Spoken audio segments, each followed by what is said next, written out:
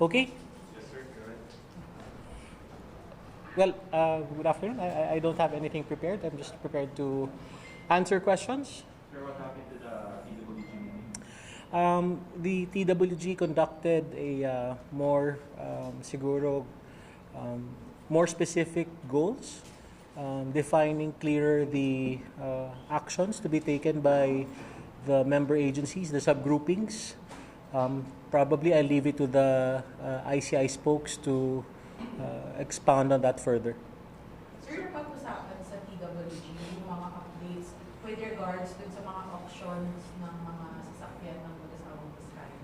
Yes, we on the part of BOC, we mentioned our processes because there was an inquiry as to how we make sure that we maximize the value of the items, considering that obviously depreciation would occur, no? So we mentioned, based on existing policies of the BOC, we have that first auction. We established the highest possible floor price. In the event of a failed bidding, we resort to a second auction. Of course, we adjust the floor price as we will be adjusting on December 5, no?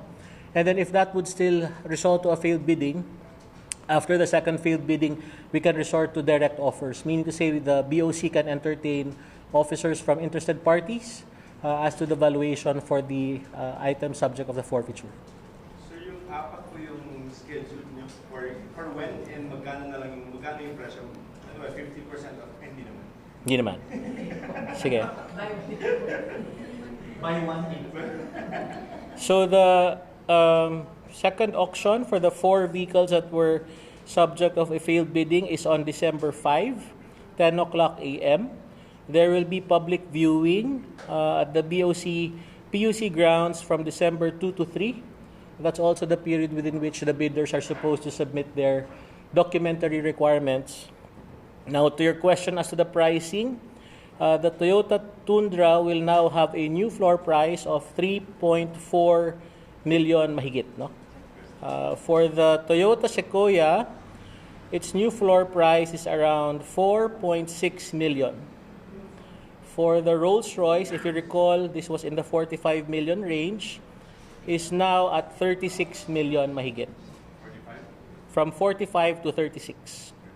And finally, the Bentley Bentayga will now have a floor price of 13 million, 13.8 million. Sir, paano yung process na yung pag-compute ng pagbaba? Ano yung market price? Yes, the committee, to my understanding, considered a higher depreciation factor. So that's why we were able to adjust the floor price quite substantially. Sir, you said after the second auction, kapag somehow may natira pang mga sasakyan, magkakaroon ng direct offers. Yes. Can you elaborate this one? Paano magiging process nito? So if an object has been subjected to auction twice and it has resulted to 2 failed biddings, the BOC is allowed under existing policy to accept direct offers, meaning to say that anybody who is interested to purchase that item can send an offer to the BOC, and then we will publish that. We will open it to anybody else who. It's still sort of a bidding, no? But we will determine based on that offer if there could be other better offers before we are finalizing that auction sale. Sir, how about yung anim pa na luxury cars na may position paper ang mag-asawang Discaya? May any update na po ba ang BOC dito? I-auction na po ba siya o medyo may usapan na po regarding the 6 luxury cars po? Again, it's still under review by the legal division. We are yet to receive the resolution on the 6 pending. As a matter of process, there are still remedies available to the Discayas, no? Assuming that the legal division's decision is not favorable. There is still that remedy of appeal to the commissioner and perhaps depending on the valuation of the car, subject to appeal to the DOF secretary kasi meron tayong 10 million threshold eh. So anything above that, 10 million and above, is subject to the review of the DOF secretary. Sir, ano yung kiniklaim nila dito na gagawin na lang nila with regards dun sa anim na sasakyan nito? Parang babayaran ba or ano pong sinabi? Well, part of their position paper was an offer of payment of compromise penalties, no? So that means they are offering payment of the difference between the dutiable value as determined and what was actually paid. Again, I don't want to preempt the decision of the legal division, but I guess it's pretty obvious, no? How to offer that payment, considering the freeze orders issued against them, it's sort of difficult to understand how that will materialize. But we will wait for the decision of the legal division. Sir, how about the Senate luxury reports? Because according to you, as well as Correct.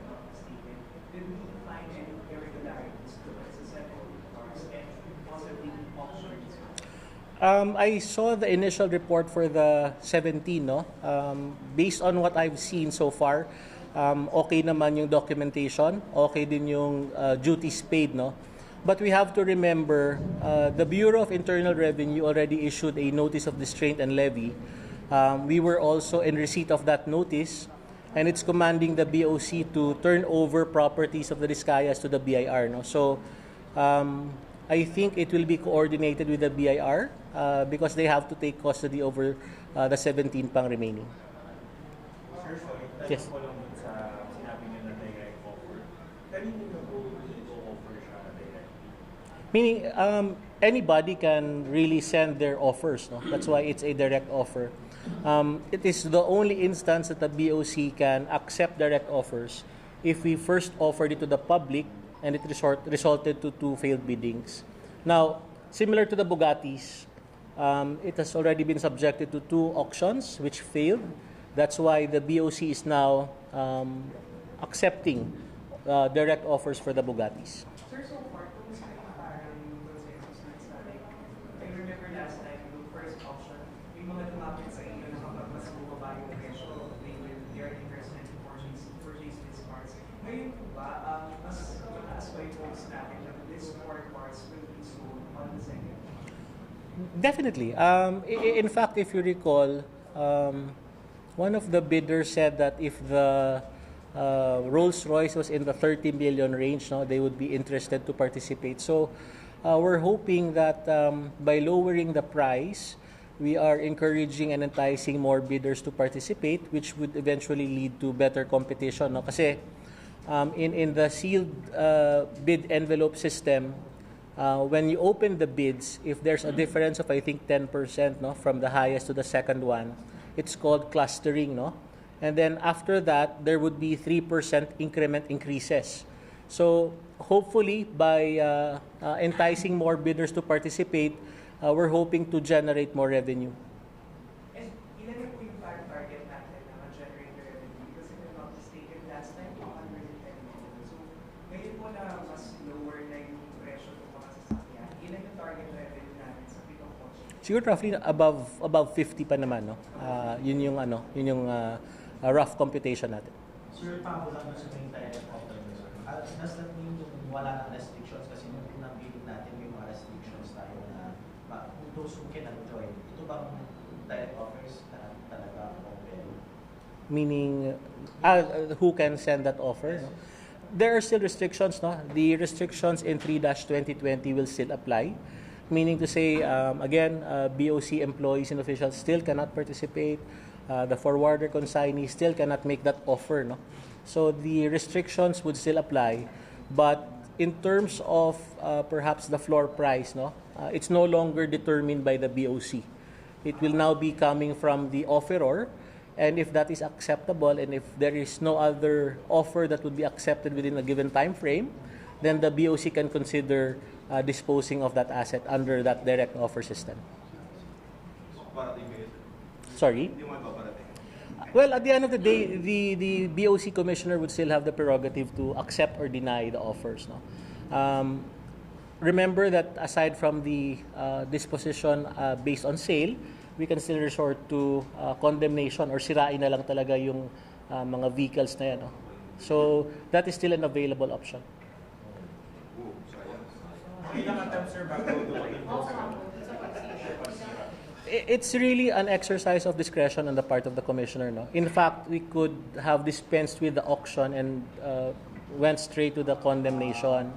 So, although the inclination of Commissioner Ariel is to convert it into revenue. Kasi, considering the state of our country, we are in need more of a budget rather than, destroying the forfeited items. Thank you always for your time. Thank you so much. Yes, sir. Pasensya na. Katabi mo yata DOJ. Sorry. Katabi mo sila? DOJ.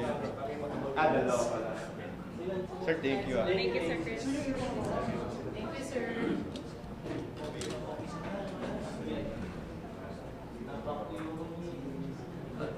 Dapat kinanong sa assets.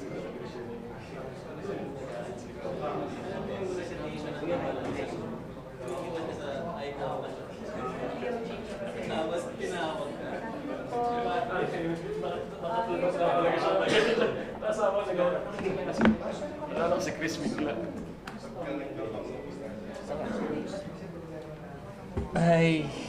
Making a statement or just answer the question? Answer na tayo question. Sige po. Okay po, so here Pwede to yung short answer statement questions ka po about is what happened today. DOJ Undersecretary Deo Marco and CICC Undersecretary Amber Paraiso. So they will now be entertaining questions po. So in the capacity lang na since Yusek Deo Marco has now been nominated and appointed as a vice chair For the of the technical working group that would be in charge of assets recovery and case buildup. So Yusek Deo is now the unit head or the subgroup for the case buildup. Yours, unfortunately, being nominated and appointed as the chairman of the TWG. So.